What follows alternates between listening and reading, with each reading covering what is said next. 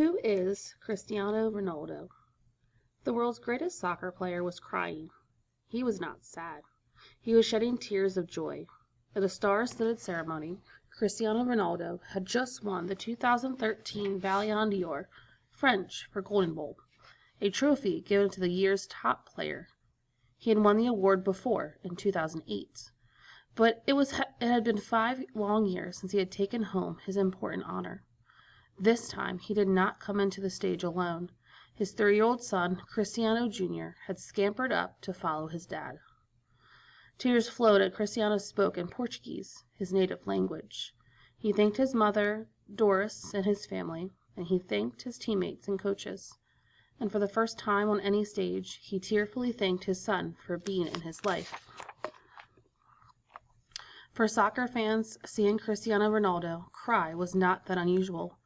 For a decade, he had been part of some of the greatest teams and championships in world soccer. First for Sporting Lisbon in Portugal, then for Manchester United in England. Since 2009, he had been with Real Madrid in Spain. He had helped his teams take home trophies that brought tears of joy. He had also wept in the disappointment when he could not help his national team from Portugal do the same. Why all the tears for a game? For billions of people around the world, soccer is much more than a game. For Cristiano Ronaldo, too, it is an obsession. For almost as soon as he could walk, he had a burning desire to be the best in the game. It took a lot of hard work, a lot of talent, and a lot of luck. But now, on his stage in Switzerland, he could say that he had made it.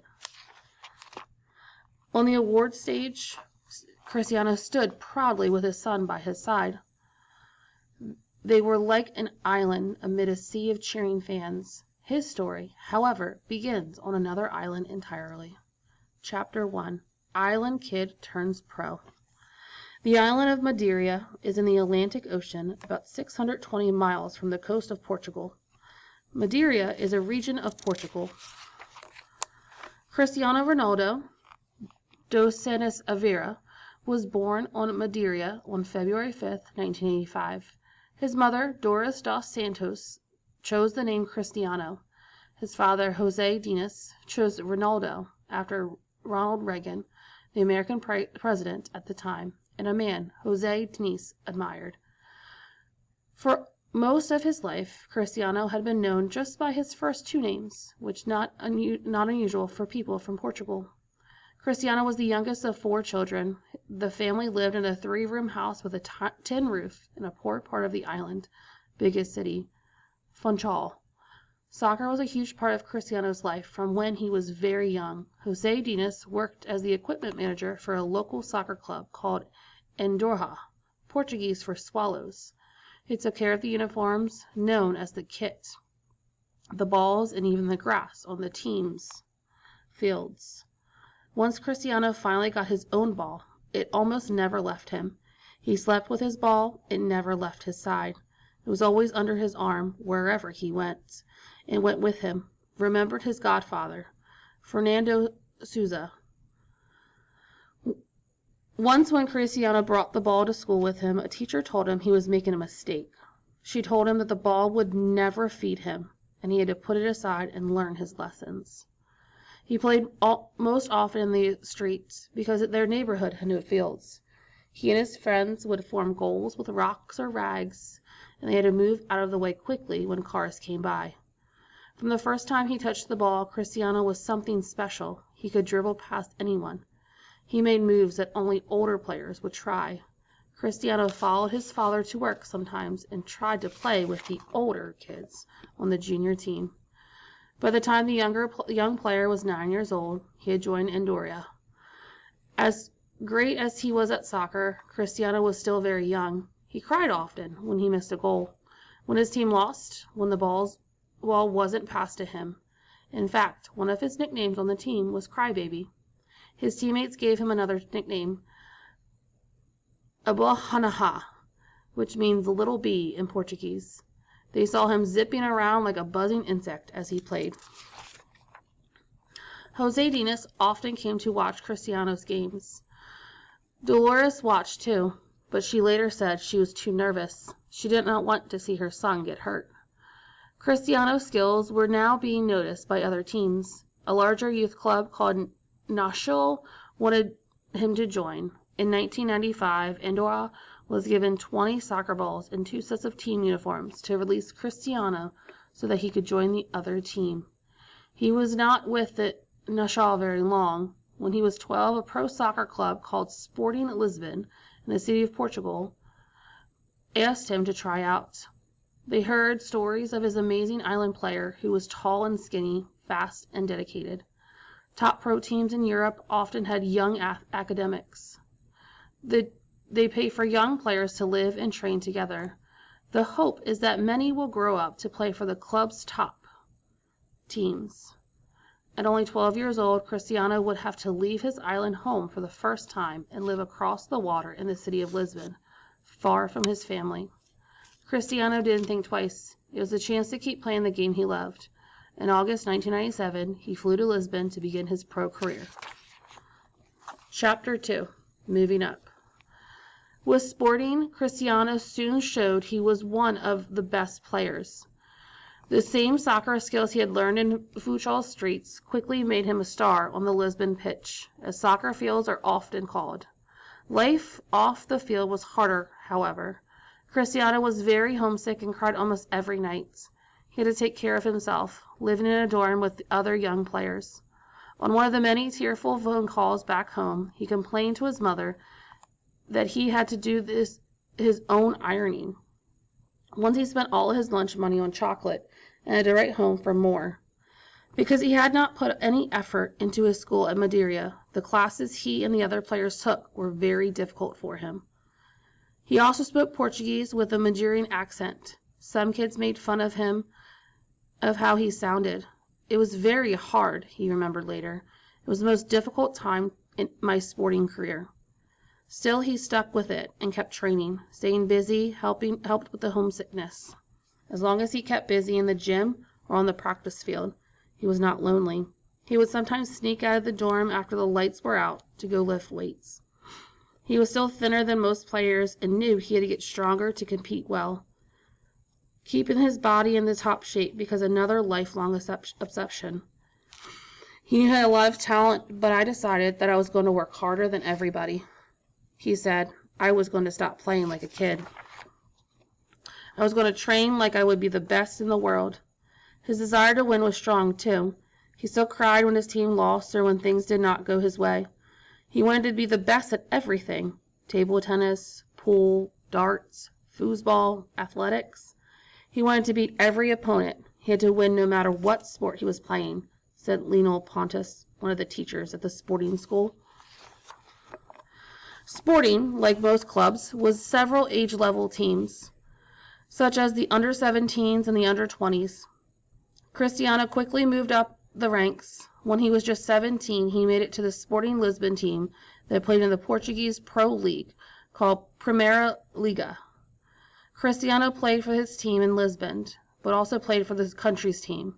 He had been a member of the national youth team starting at 14. 2003, he had helped Portugal win a big under-20 tournament in France. At that event, scouts from big pro clubs around the world were watching.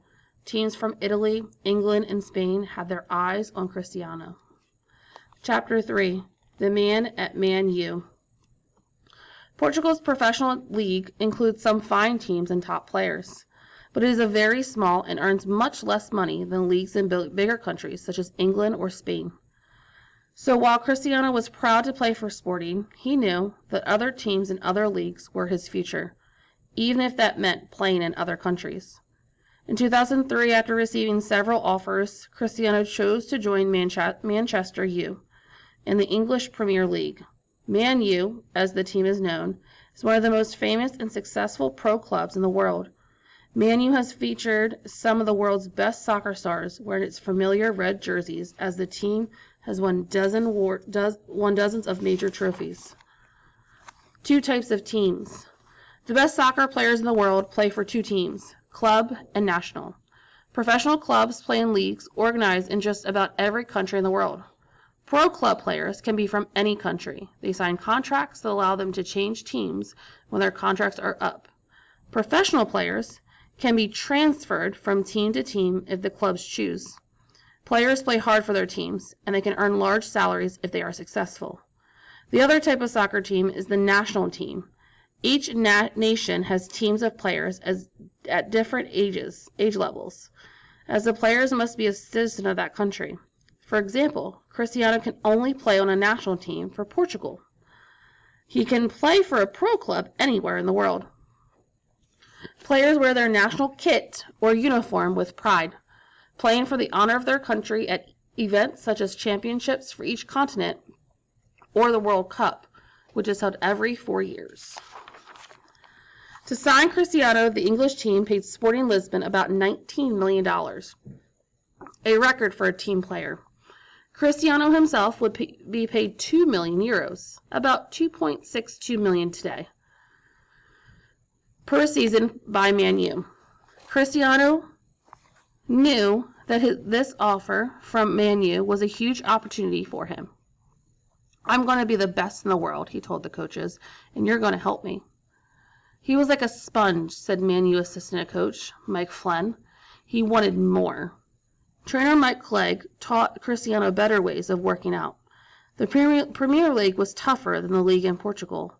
Players were bigger. Cristiano needed more strength to play with these older and heavier players. He spent hours in the gym, lifting weights and becoming even more fit. Man U manager Sir Alex Ferguson put pressure on Cristiano by giving him the number 7 jersey. Some of Man U's most famous and successful players, including David Beckham, Eric Cantona, George Best, had won that number. Ferguson was showing that he expected a lot from Cristiano. The number eventually became part of Cristiano's well-known CR7 nickname. Even with Ferguson's support, Cristiano, as the second youngest player, had to put up with some teasing from older players. They pointed out how much money he was earning and the fancy clothes he wore, and when he tried some complicated move and it didn't work, he'd hear it from the veteran players.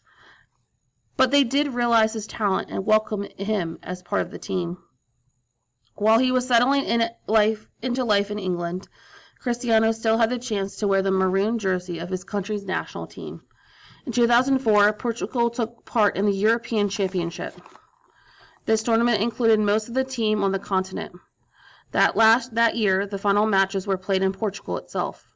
Cristiano helped Portugal win game after game. For the first time ever, Portugal reached the championship match. However, against a strong team from Greece, Portugal lost 1-0. Cristiano was very disappointed. He wanted to win in front of friends and family. The final game in Lisbon was one of the last times his father saw him play. Jose Dinas was not well. Cristiano paid for his father to fly to a special clinic in London, but it was too late. Jose Dinas died in September 2005. Cristiano was sad, but after the funeral on Madeira, he threw himself into his play. For the next 3 seasons, 2006 through 2008, Man U was one of the best teams in the world. They won the Premier League in 3 straight seasons.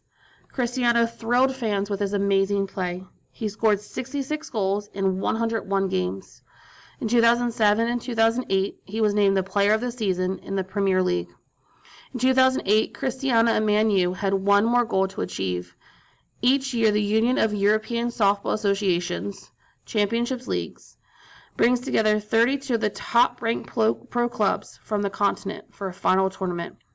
The team that wins the Championships League is considered by soccer experts to be the top club in the world. Man U had not won this event since 1999. After beating each team in the Champions League playoffs, Man U and Cristiano reached the 2008 Champions League final against Chelsea, another team from England. In the 26th minute of the game, Cristiano banged in a head by a ball for the game's first goal. Late in the first half, Chelsea's Frank Lampard scored to tie the game. The teams played to a tie and then 1 second and 30 minutes of extra time. The tie was broken by a penalty kick, a shootout. Incredibly, Cristiano had had his shot blocked by the Chelsea goalie. However, other Man U players made their kicks, and in the end, Cristiano and his teammates hoisted the Championship League trophy together. In early 2009, The voting results from the Ballon d'Or for 2008 were announced. For the first